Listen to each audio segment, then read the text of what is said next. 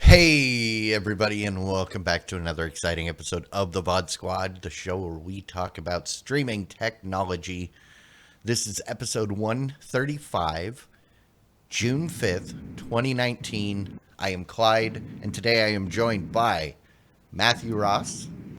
Hi guys. Jimmy Trammell. Hello guys. And Michael Aston. Hello everybody. So, Mike, where are you at? Are you in the Taj Mahal? That's what I imagine it looks like on the inside. No. See, okay. To me, it looks like he's inside of the Thanos' spaceship because he's got the purple thing going on, so he looks like Thanos there. Here, I'm going to join the purple crew here. Here we go. I don't know if I've ever seen what Thanos' spaceship looks like. It's darker than that, but yeah. Oh. I am at the source. You should take a picture of that room and just make it your green screen background. Because it actually kind of does look like a green screen background. Yeah, I'm at a hotel in Denver, Colorado for a conference. Fancy. How you doing, Clyde? I am doing all right. Are you figuring things out? How's the move going? Things are, coming together slowly, but...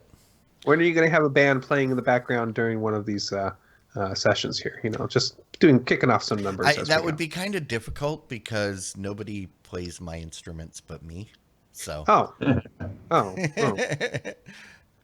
Okay. No, I run back there and hop on the drums real quick, but maybe at the end of the show. No thanks. We're moving along slowly. It doesn't help that things keep getting in the way, like work and obligations with my children and going to Indiana next week and.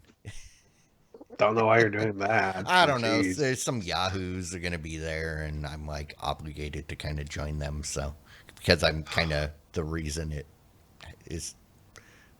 came up in the first place. So, sounds horrible. So sorry. Oh, open your big mouth about how fun that would be. See what happens. See, but that's the problem. That's the thing with the dedicated community. You make a joke about doing a thing.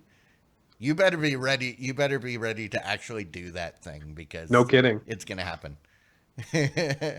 No, I didn't call Willie a Yahoo. I called everybody Yahoos, including me. A bunch of Yahoos in one house in Indiana. It's gonna be fun. Turtle Days. Sounds. You guys are doing a movie party from there? Yep, we'll be doing our movie party. Those of us that have shows will be continue to do our shows from there. We're gonna do movie party stuff and go terrorize the town at their celebration. And excellent. Yeah, it's gonna be fun. Okay. Will says he takes offense because he's more of a Google than a Yahoo. No, I'm the same. I think I would disagree. What are you, like an MSN live search kind of guy? No, I would say I would stuff? disagree because Google knows who Poison is. The band? Yeah. We go back to last movie party. Will okay. didn't know who Poison was. Okay. All right. And on that note, we should let's get into some stuff. We have a little bit of news this week. Actually, we have a lot of news this week. We're going to start with a story about a company called InReal, and that they have these new VR glasses. Now, what's interesting about these glasses is, unlike almost every other pair of glasses out there, theirs are very much just look like sunglasses. They've got this new version that's going to be coming out next year. or excuse me, this year, and it's going to be $500. And this will have they're kind of transparent, so you'll be able to see through them. But you will be able to get a high definition display up there, 60 frames a second. It'll work off of any Snapdragon 855 phone and be able to give you a VR experience with what almost looks like normal glasses, something that really we haven't seen anywhere else in the industry. So, what do you guys think? Is this the future of VR or AR for The you one guys? thing is, so these are mixed reality. So this is what Jimmy's been waiting for. Augmented. These are AR glasses, I would say, not really. Well, they call it mixed reality. So so it's I think the glasses are kind of, I don't know. The price is okay. The glasses look decent. Yeah. It's kind of a no-name company, but Yeah. but It's ultimately it's a question. Are those the actual glasses? What's on the website there? I believe that's their prototype that they're currently marketing. showing off. Apparently, the newer versions are going to actually fold. Those ones do not fold, but the ones that they're selling are slightly different than those. A little more weight in the backs because apparently people complain about weight on their nose, and they actually will fold at the temples, so you can put them away a little easier. Other than that, they should look a lot like that. Yeah. Well, it's funny that you say it's a no-name company. You know who else was a no-name company? Oculus. And Intel and Apple. Yeah, you're right. Microsoft. Pretty much every big company was a no-name company unless they were spun off of something that was already a big deal. Take my statement and basically apply logic to it that invalidates it in every single way. Go ahead. Hey, I got to earn my title as the curmudgeon. So,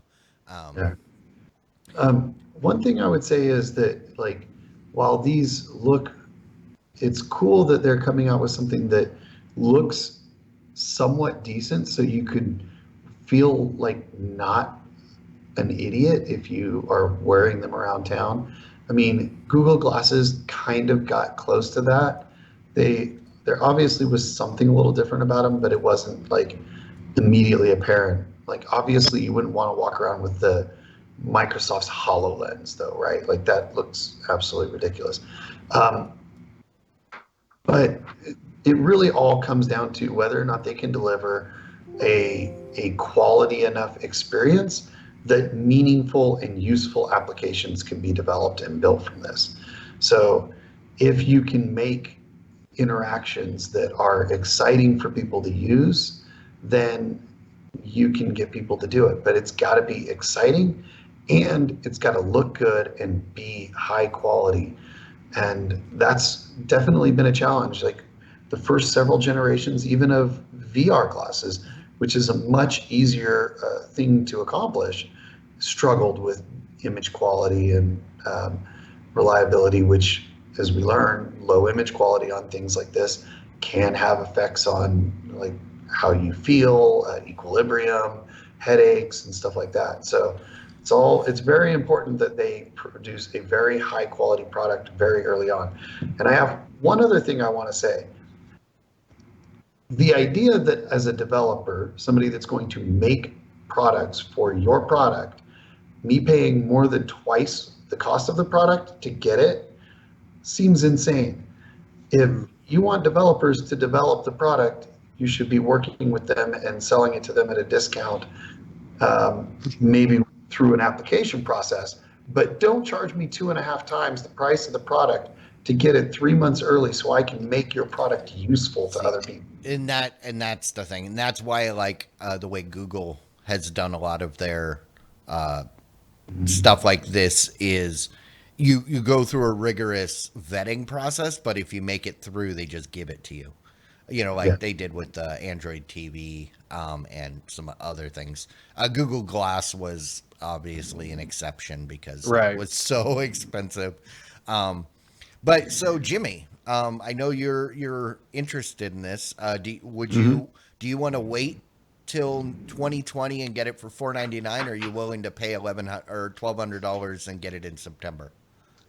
No, I think I'll wait for it. But I mean, yeah, here's the thing, right? I mean, for something like this to be useful, I mean, I do find it interesting. Don't get me wrong, but you know, and the specs here look great. I mean, yeah, I mean, they got like laser projectors and what was it, Mhm. 60 frames per second at 1080p.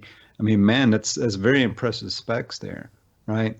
But but the implementation, which looks like it's at least a good, not just a baby step in the right direction. This is a good full step in the right direction. There's no denying that, right? But whoever ends up making these glasses that is going to be a hit, you know, I want some other utility other than just playing games, right? Yeah, it's great for play, and I'll admit and I'm not a big game player, but even I probably would have some fun playing games with these. But I wanted to be able to do something else besides playing games, I want to right? be able to game while I'm on my commute to work. You wear those Uh, as you're driving down the road? Yeah. no, no, that's the last thing you want. No, Yeah, yeah. no. Well, the way some Well, people drive, I think maybe they are doing that, right? yeah. You all you have to do is get full self-driving cars, and then yes, you absolutely No, can. that's no fun. Um, but that's a long ways down the road. I agree with Jimmy. I think that it's important that there be more than just pure game related content. Though the reality is, there is a lot of non game related content already for augmented reality. In fact, that's in the augmented / mixed reality space. That's where the majority of content exists now. In fact, the other day I used Google Maps AR to navigate to where I was going. When you're walking, you can hold your phone up and see through your camera the street, and it points out where you're supposed to go. It puts a signpost on the next street and says turn here in 256 feet. So that kind of thing is already there. There's a fair number of these things. Like there's a museum, there's like a city tour in San Francisco that you can take that utilizes augmented and mixed reality. There's a fair number of these things. So I would say that that's what already exists. It's really good quality games that don't, and that's the barrier to having these types of products take off. Is if you don't have good quality games and casual interactions, then the regular person, the mass market, is not going to get on board and is not going to buy into this product. And that's where you get the sales of those $500 products. Um, I don't believe there's enough benefit for most companies to justify spending $500 Yeah. on these. So you've got to get the average consumer, and games is where you get most of those. All right. Well, let me take another stab at this at what I'd like to see in this technology. Right. Yeah, sure. You can overlay things that are there where you can pick up, by triangulation, a signpost or whatever, or overlay like a museum taking somebody on a tour. That's all fine and good. But let's see if what I'd like to be able to do is have on these glasses and be able to like spin up a virtual monitor out next to my actual monitor and be able to share that virtual monitor with, say, the three of you while I'm on this podcast, right? Something like that. Maybe that's too much of a step. I realize that that's, you know, maybe a few steps beyond where we are right now. But that's where, to me, it starts getting interesting. I think that the technology segmented is out there, right? But to aggregate all that technology into an AR glass set or some HUD, or something of that sort, where you can do that kind of thing, that's the AR future that I'm looking for. I don't know. Maybe it's probably going to be a bit, probably what I'm describing is maybe, Yeah. 5 years or more out, that's what that's where I'd I'm like to see this technology go. Yeah, I'm just kind of bummed because apparently these were at CES and we didn't find them. Yeah. Because I would have liked to try these out because then we could have talked with some authority. But oh well. Right. What's up next? So Netflix, they're the impending doom of Netflix is coming because obviously the Netflixalypse. the Netflixitous, the Netflixiting, we need a good term. Somebody come up with a good term and make it a good title for today for the Netflix apocalypse. So it's coming, right? And we all know that Disney's going to pull all their stuff, and Warner is going to be pulling all their stuff away. And well, apparently, according to Bloomberg, it's kind of more complicated than that. It's apparently they've had some contracts that they've made with these companies over the years that means that they're going to have some long-term return on some of their movies. For example, it looks like they've made a deal with Disney for those 2016 through 2018 movies that they will come back in 2026. Various other movies will be coming back at different times. So back when Netflix was young and new and people didn't think cord cutting was going to be a big thing, they were able to make these big long-term contracts with returning content. And so it looks like because they have to honor these contracts, it doesn't mean they're going to be exclusives I mean, there's a possibility it'll disappear from Disney's own streaming service during those periods of time. So interesting stuff. Yeah, I don't think it's going to be as bad for Netflix as people are predicting. Because you remember when Starz pulled all their stuff, everybody screamed, "This is the end of Netflix!" Right. And it's like, yeah, whatever. Stuff's going to come, stuff's going to go. They're going to keep doing their thing, and they've got a big enough boulder rolling down the hill now. It's going to be really hard to stop them at this point. But when that first Starz deals did happen, there was a period of, can they keep going if they can't get movies being fed to them to show? And the answer was, well, yes, they just make their own awesome content. So they'll be fine. Yeah, they'll be fine. Marvel is taking some of their best-known comic books and they are converting them to the audiobook format. They're taking various books like the Ultimate Spider-Man, Ultimate X-Men, and putting them up into the Audible format, or not just Audible format, but an audiobook formats, and putting it up for sale on various different audio programs, including Audible, Google Books, and Apple Books. So you will be able to go out and get your Spider-Man in your ears if you want. I don't know how this works because, a book to audiobook makes perfect sense because a book has all the exposition written into it. They tell you that this is a room and this is what it looks like and all the details that your brain needs. Comic books do that with the pictures. And they also sometimes give you a narrative box as well. So what is a comic book with no pictures? It's kind of like play. It's much closer to reading a play without being able to see it, and again missing some of that exposition, scene setting stuff.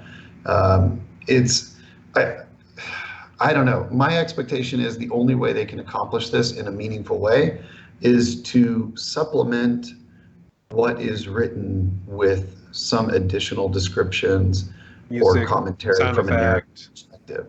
Yeah, I mean, comic books are an art form, right? Like, it is visual art combined with storytelling and words.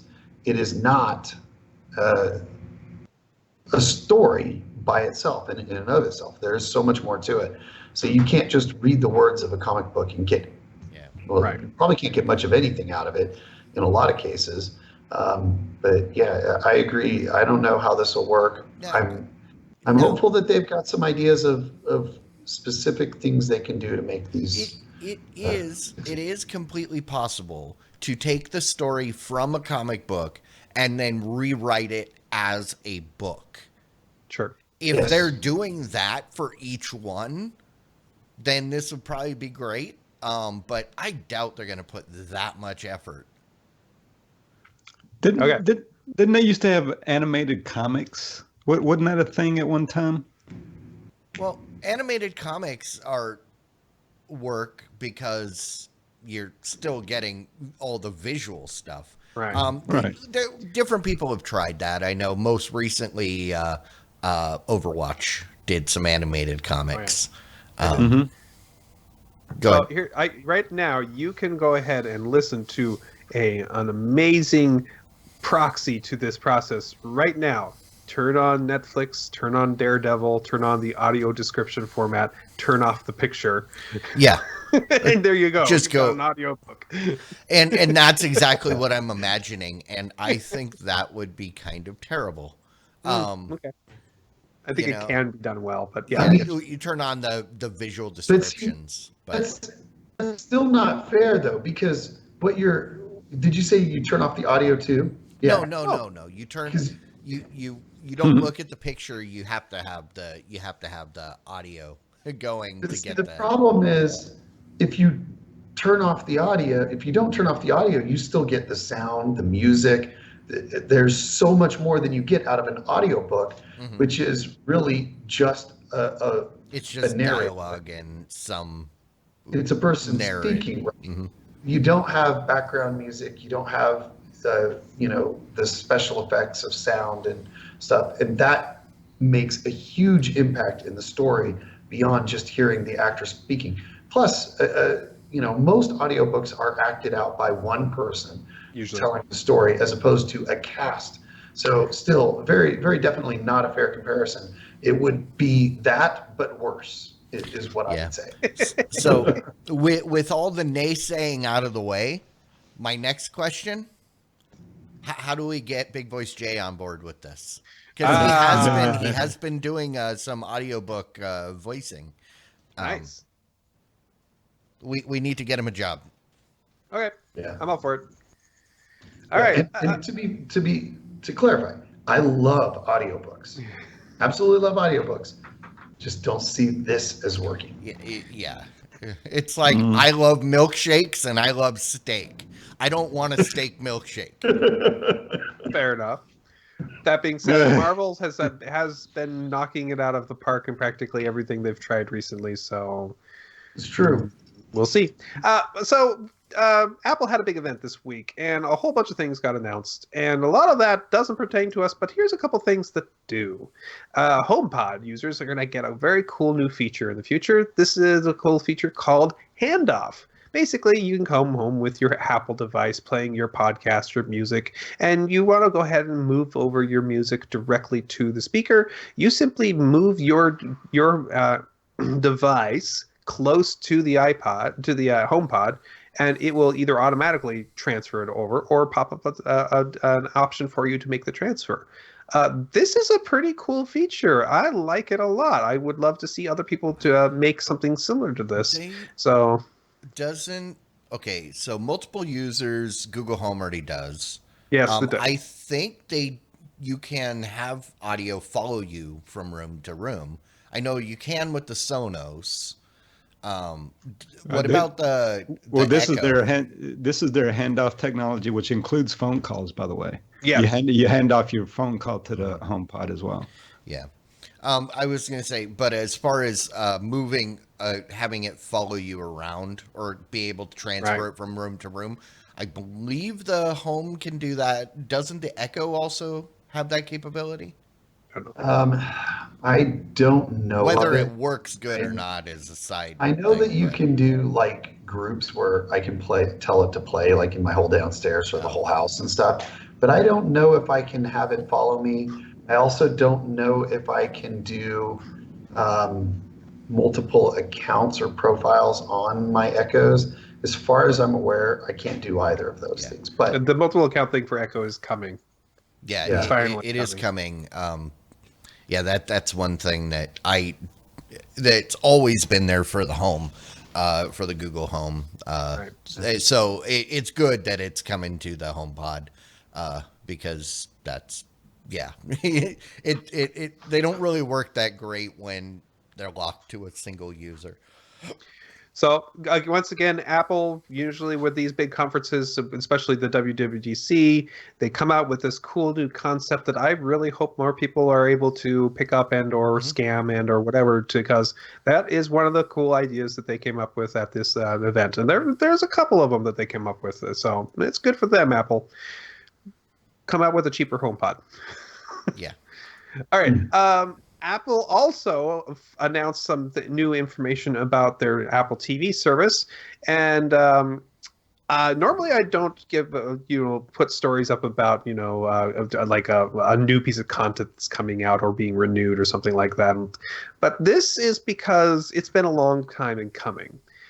Apple showed off a teaser for one of their shows that they produce called For All Mankind, and it's a alternate history of where the space race happened, and no, we didn't get there first. Russia did.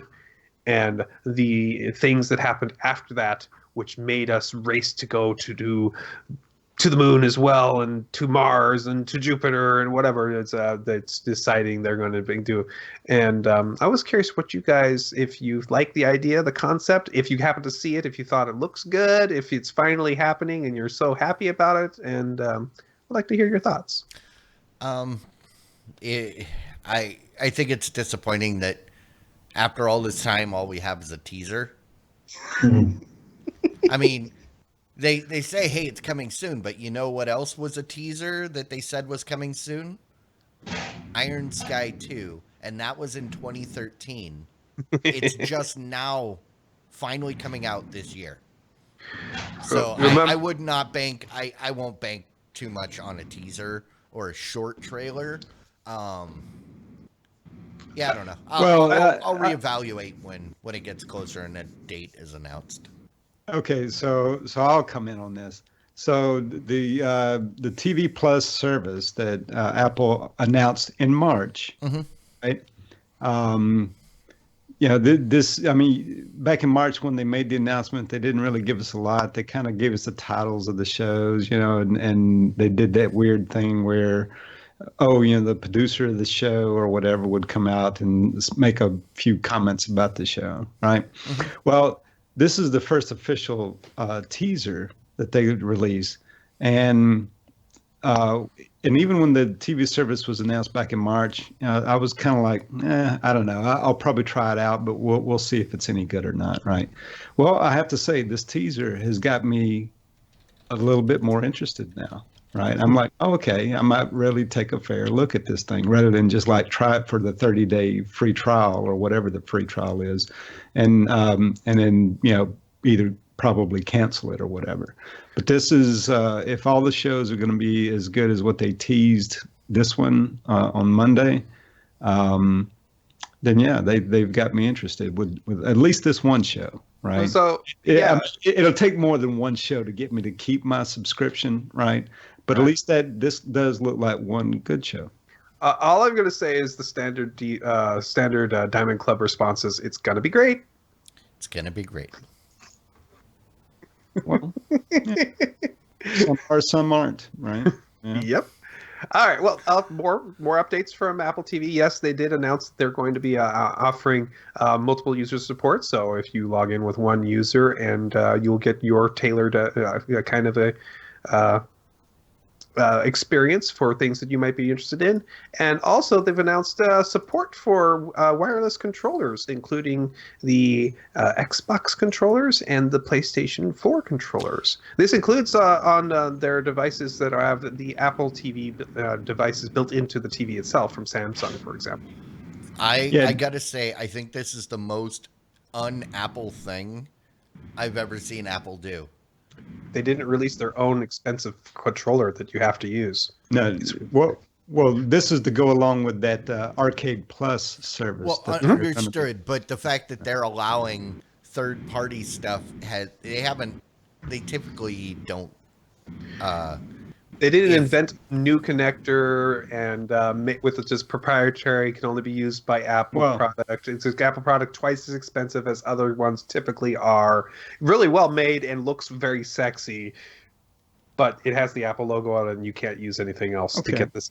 Yeah. That's the joke. In this. Okay, true enough. If Steve Jobs was still alive, yeah, you're probably right. It's Yeah, probably only their But controller. this You're is- probably right about that. This is leading up to the next thing that's gonna make Steve Jobs is probably rolling like at 100 miles an hour in his grave after all these announcements.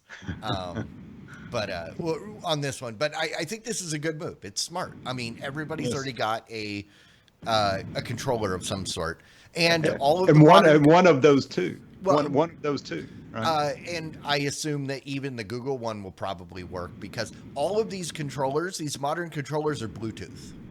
But not the Google controller. The Google one that is not Bluetooth. It is Wi-Fi. Is connects it? directly Okay. to Stadia. Then maybe.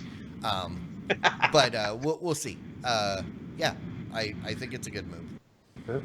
But the other thing that happened here is that Apple made an announcement, which actually I would love to talk about how they made the announcement. It's hilarious. But generally, what you need to know is that if you've got a Mac and you're using the new, I can't remember what they're calling the newest version of their operating system that's in beta now, they are Catalina.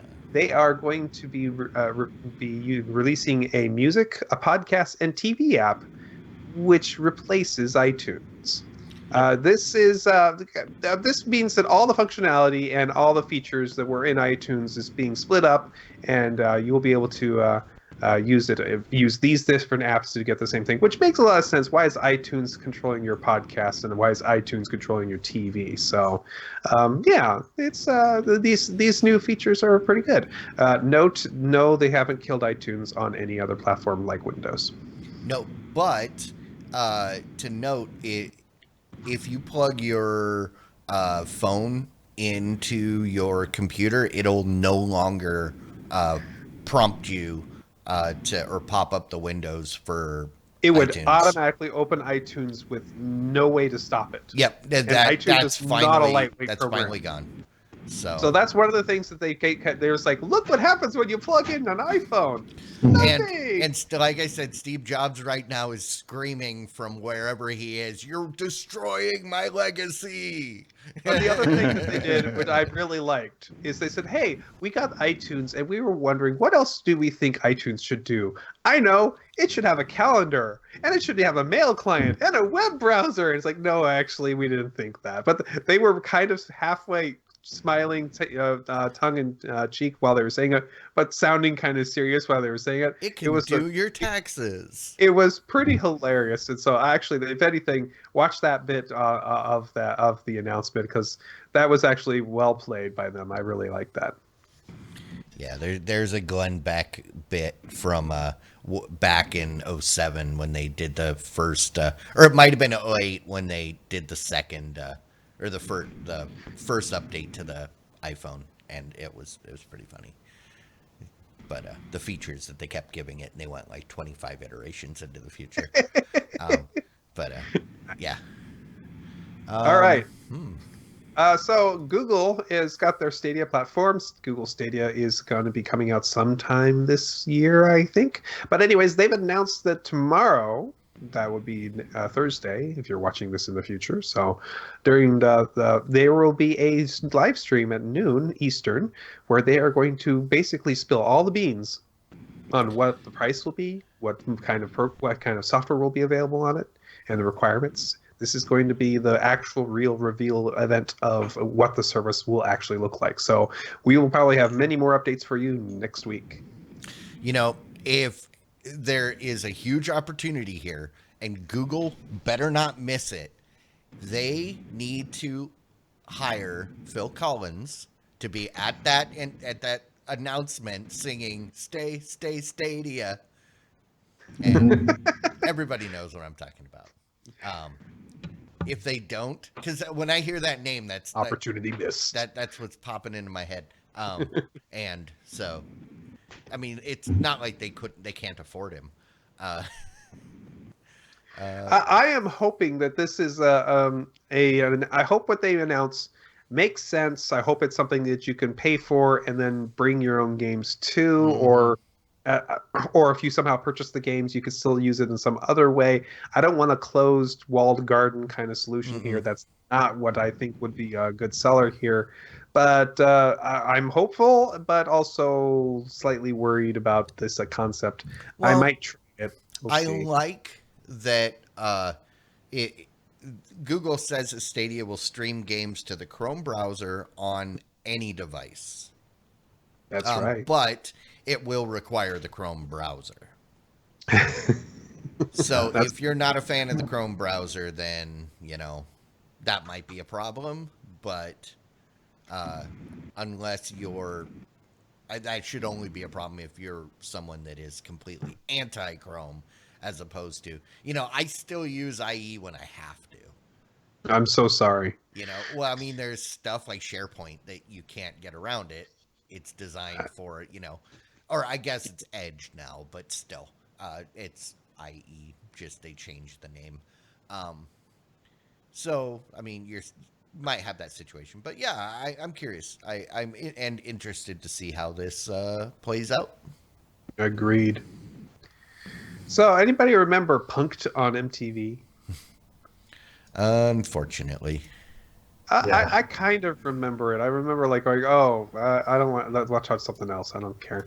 And remember the dating show Singled Out? that's where Jenny McCartney Jenny McCarthy Oh, got her start. oh, okay. Well, anyways, MTV is taking these two properties and reproducing them into a new format where they're going to be launched on a platform called Quibi, short for Quick Bites. And these are going to be 10 minutes or less for every episode. So the idea is that this is going to be making the content a little bit more easily consumed on the go and on a mobile platform. So actually, as far as that being shorter like that, that might be an easier way to digest these kind of shows. So who knows? Maybe it'll work. Yeah. The So easiest way to digest those kinds of shows is by pouring them into a bucket of lye and barrel of lye and burying them. Wow. Um, can you do that if the whole premise of the show is a barrel of lies to begin with? Oh, No, lye, like the chemical that you use to dispose of bodies with. Yeah. So one thing to note that this Quibi is led by CEO Meg Whitman, which you might remember from HP and also eBay. eBay, yeah. I don't know how I feel about that because eBay was a shining star for her. I don't know that she did so great at HP. So, but this is also not something that is like in the same even wheelhouse. So I don't know. Well, I mean, ultimately, running a company at the top level is Yeah. not much different. It's selecting the right executives to run the divisions of the company. Yeah, exactly. Right? It was just the point. I was curious about the fact that they're touting the fact that she is CEO. Yeah. When in this case, I don't What know if does that she really usually makes the have? difference. Yeah. Man, Was she yeah, CEO when eBay decided to buy Skype? Wait, did eBay buy Skype? Yes, yes. before Microsoft bought it from them. Oh, Yes. I missed that. Yeah, I did not catch that one. No, because eBay bought PayPal, which was Yes, was it did that too. a Yes. great idea, and that would have been under her. Very good choice. And that gave Well- Elon all the money that he needed to go out and do other stuff. Indeed. All right. Well, Netflix has at least been setting out a couple of examples of movies that they are, or not movies, television shows that they are working on, and the upcoming year. Basically, it feels like they're grabbing a bunch of the different properties that aren't already tied up with the big other companies like Fox and with Disney and Warner Media. So, for example, they've announced a new Jurassic World animated series that will be coming out for viewing, and they've announced that the Magic the Gathering anime series will be coming out for you to watch as well. And they've had other ones that they've announced earlier. They haven't had any kind of formal like movie teaser announcements for things like the Avatar Last Airbender they're going to be coming out with. So it seems like this is them going, hey, we're still here. We're going to be bringing out new stuff for you to see. Any of this exciting to any of you? Yes. I seriously hope that somehow Jurassic World, this show, gets an Oscar. Because it's a Steven Spielberg property, and he's the one that was screaming that Netflix stuff should not be eligible for an Oscar. That would be justice. Best. Because I want to see him squirm. And No, do what I should say no? We can't take it, or on principle. I am personally excited for the Magic the Gathering. I also think this could be an enjoyable show to watch, but more Magic the Gathering than this. And Magic the Gathering has a great group of people writing it. It's got the writers from Star Wars Rebels and the Clone Wars, and those were excellent shows. So I'm very optimistic about the quality of that show. And Magic the Gathering, even if you don't play the cards, you're familiar with it, and it's a very rich world, far beyond what you'd expect from a trading card game, right? Yeah, almost every single Magic the Gathering card has something called flavor text, which is basically like a piece of a story that is represented in the card. But if just by playing the game, you could tell the guys who thought this up obviously invented entire worlds behind what's going on in the cards, whole wars, whole universe of cool things that are happening. And there's things that actually like carry on through those whole things. So. I still use Ursa's Tower, so I'm sure that might show up. Yep. All right, ESPN is launching a new sports event series. It's going to be something that you can watch live if you use their online system. I believe it's just a website you can go to and watch the live action. It's going to be some Apex Legends esports for you to watch, but also they're going to take the highlights of these various events and stream them on either ESPN on the EPSIs or the X Games, or maybe even through ABC's website. So. I mean, if you want to watch Apex Legends, ESPN doesn't need to do this. You just tune into game night directly after our show. Yeah, that's true. But ESPN's launching with Apex Legends. Take that, Fortnite. I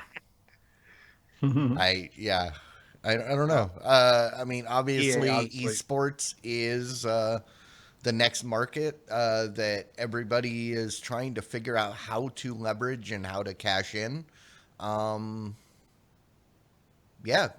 think this approach is a little bit better than, trying to cram it into existing ESPN channels where like people like our parents are like, why are you showing me this?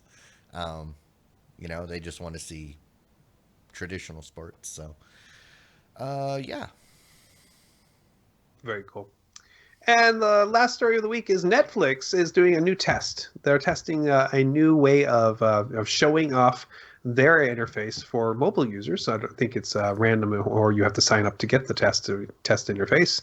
But it's basically showing you your feed in a more, and this is their quote, not mine, Instagram style, where you are sliding past the different shows and being able to see them as they float by, as they recommend them to you.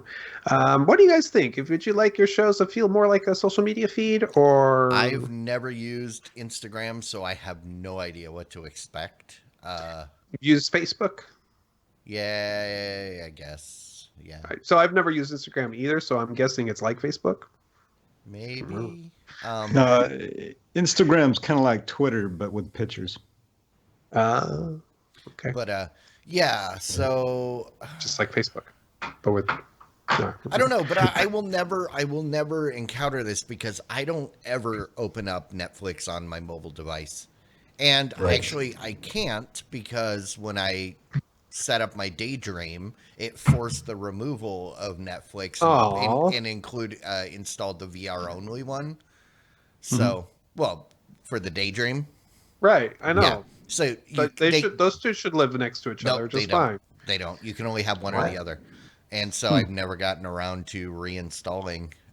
Yeah, Works for me. yeah. I guess I'm just too old and old school. I like to watch my TV-like content on TVs. So I watch Yeah. Netflix on TVs or on my computer monitor in front of me. I feel like a phone is too small. Even a tablet Yeah. I is mean, trivial size I wouldn't even watching watch this shows. show on a mobile device. You wouldn't? Why not? Oh, come No, because on. it's a TV show. It needs to be on the TV. Okay, so I have watched shows on a mobile device basically because everybody else went to bed and I wanted to keep watching a show without me having the big TV making a lot of noise. And I have watched entire seasons of things like that, and it's fine. It doesn't hurt. It doesn't bother you except for maybe a little eye strain because it is a smaller Mm, screen, so it's fine. Actually, I'm Remember, thinking that maybe kind of explains some things, Matt. back in the Starting to day, understand you a little bit more. when that 10-inch TV was premium, my 6-inch phone isn't that bad. Yeah, yeah. I mean, I spent the formative years of my life watching TV on a black and white screen that was about yay big, Yeah. and it sat on my nightstand, so literally like this far from my face. So, how's that different than watching something on a phone? I know, but I'm saying I don't want to go back to that. Yeah, Oh, like okay, fair enough. it's not that it's different. It's still It was better than it watching it was on the phone better than that. than nothing at the time. The fact that I had a TV in my bedroom at all was Yeah. awesome. Okay, Um, all right. but yeah. And then also most of the stuff I was watching late at night was in black and white to begin with. So, They didn't lose anything. so no, it was fine. Yeah, you miss the advantage to being old now means I'm no longer that young kid having to deal with those horrible traumatic things like a small TV screen. You know, back when I was a kid, my dad used to be a TV repair guy. Mhm. And I can remember many times when we would have a non-working television sitting in the floor, and then Dad would set the working television on top of the On top of non-working. it. Oh, yeah. That's how it worked. But that was just him being a TV repair guy, right? So, Well, no, it was, It's not just that. you went to most houses, you would have the old original console TV became furniture when it died, Mhm. and the new Mhm. TV sat on. And on. if they were fancy, there would be like a tablecloth or something Right. over Yes. the console. Yes, Other ones, absolutely. nope. Those- Just the TV. Those old TVs were huge and they were pieces of furniture. I mean, they Yes. were built into like a buffet basically or a hutch like Yep. thing. And they were, It's a console. yeah. First TV I bought with my own money. This is back in the 80s. It was a floor model RCA, and it swiveled. Right, you could swivel it in any direction, because it had a 26-inch screen on it, which was Wow. huge. And That's gigantic. that was the biggest you could buy back then, right? Wow. And you could swivel that thing, left and right, and that I bought that TV in 1986, owned it all the way until 1999. I was gonna say he finally replaced it when he got his His OLED. OLED. Yeah, the OLED TV just a few months ago. Yeah. No, but It was hard to hang the old TV on the wall. But you know what? Now that I think about it, okay, so I owned two other TVs in between that OLED and that RCA. Oh, no, that's So not too far removed from that. Yeah. Yeah, someplace I know growing up we still had the original TV that my dad grew up with in the 50s. And that thing, even though the picture tube wore out, it still got audio. So you could turn it on and listen to the TV stations.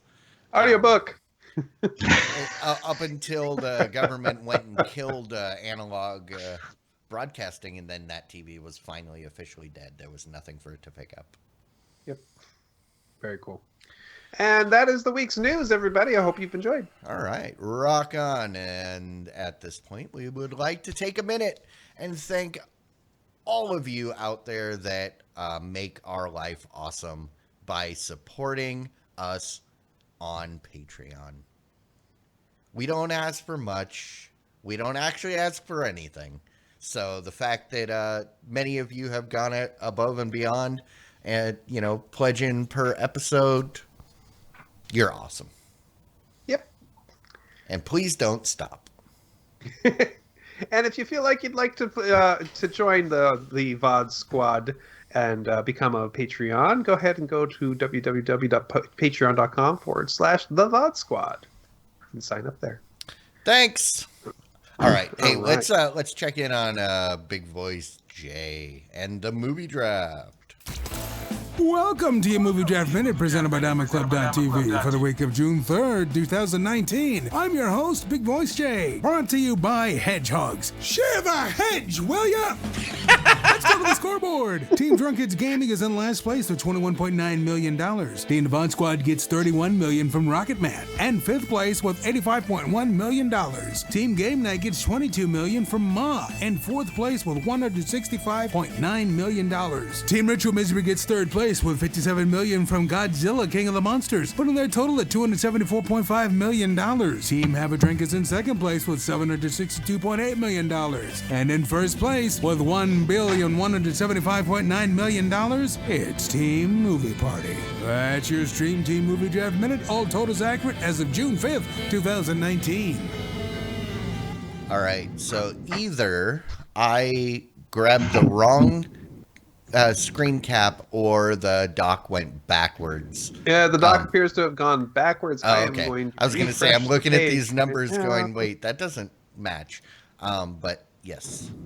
I am refreshing right now. It looks right. 157, 615 for me. That's all that matters. So, all that matters is that I have all the money. yeah. So, you guys got we did okay with Rocket Man. Got us $31 million this weekend and this past couple days. That's not so bad, but I mean, for the cost, you would have been better off with Ma. Yeah, I know.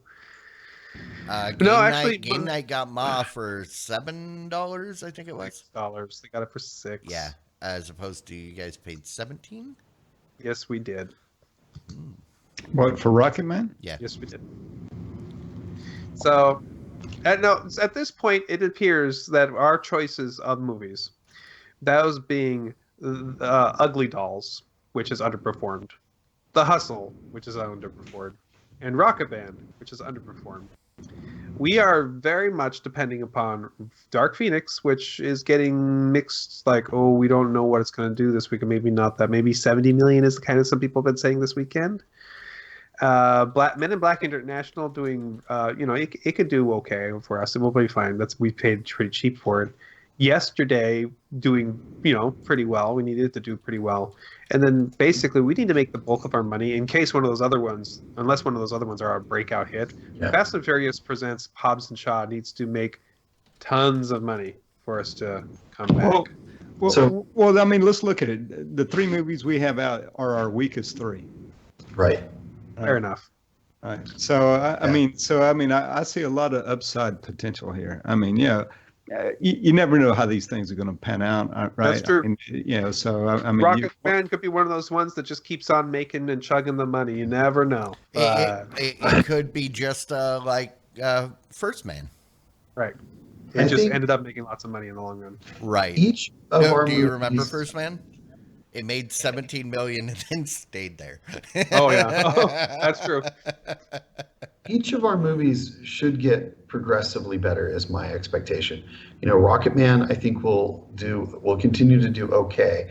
I think Dark Phoenix will be significantly better than Rocketman was, though I'm a little skeptical about the quality, the results of it. I think it's going to do well, but it's not going to do like 200 million well. I think that we're looking maybe a little over 100 million.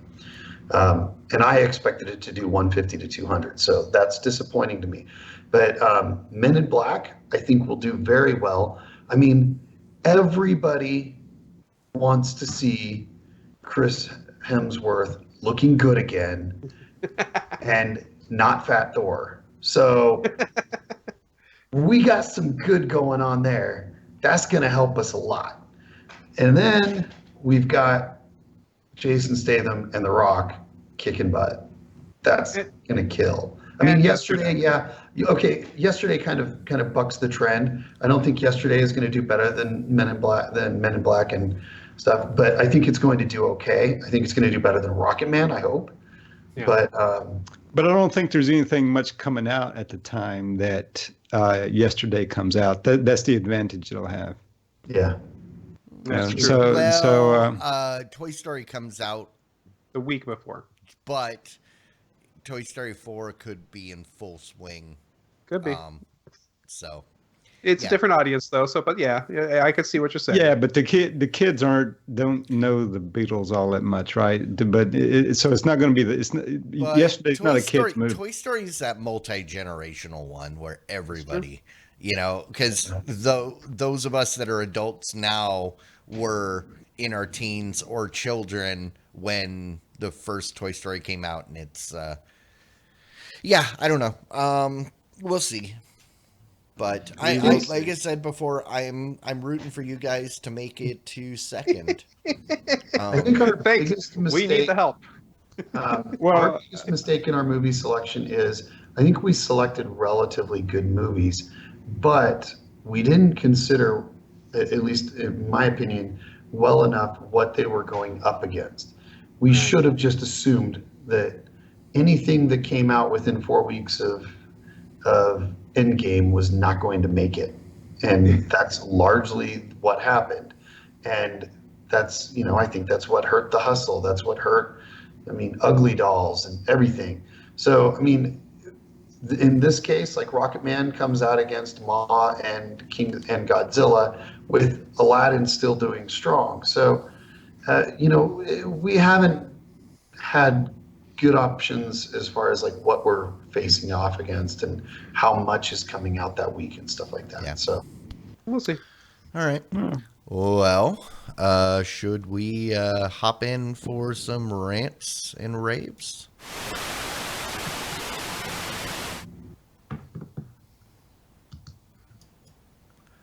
All right.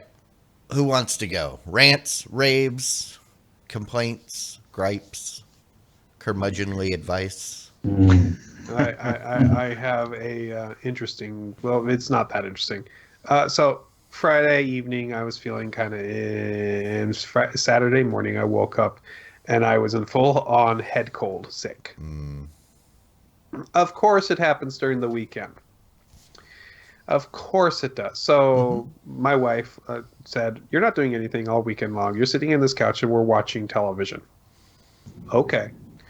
So we watched a couple of new series that were coming out and a couple of our episodes of our own shows. But we had neglected for a while NCIS, which the most recent season has had like 23 episodes or something like that. So we plowed through all of that. And the past couple seasons have been okay. This one shaped up to be pretty good. I enjoyed it. It ended up on a very interesting note. So if you enjoy that, if you are maybe used to like that show, check out the most recent season. It actually was pretty good. And I was so dead. My dad was like, go ahead. I was going to say my dad gets angry if I'm around when he's watching NCIS.